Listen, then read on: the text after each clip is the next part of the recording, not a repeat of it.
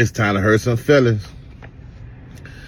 DC made wearing polos popular. Before the brand Polo, Ralph Lauren, people in DC adopted the tennis style of clothing.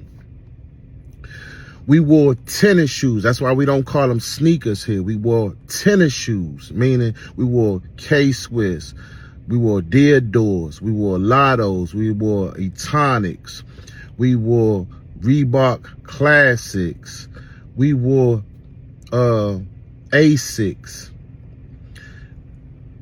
We wore, what did the women wear? When I was in high school, women wore, as a fashion statement, tennis skirts.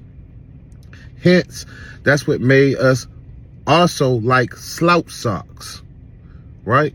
Slouch socks with a pair. This is what tennis players wear. A pair of Reebok Classics with some slouch socks. The woman would wear a tennis skirt. The man might have like a Sergio Giacchini velour kind of sweatsuit on, right? And what kind of shirt would they wear?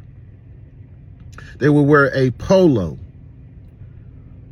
And I even remember we used to have the stopwatches on. We used to wear stopwatches.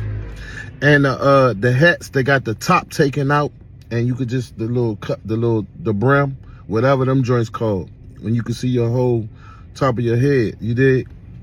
We adopted the tennis style of wear here. Hence, what kind of shirts do you wear when you're adopting the tennis style of fashion? You did spend some time here in the DMV. I grew up out here. This is where I learned how to play ball. This is where I really got, my forward style, because I'm coming from Chicago, and we were just a little bit behind DC. And I remember my friend Aubrey that stayed in the same complex that my dad stayed in. I'll come in, I had, I guess what they was calling me was like a Bama or something like that. I love this smile. Why don't you smile more, man?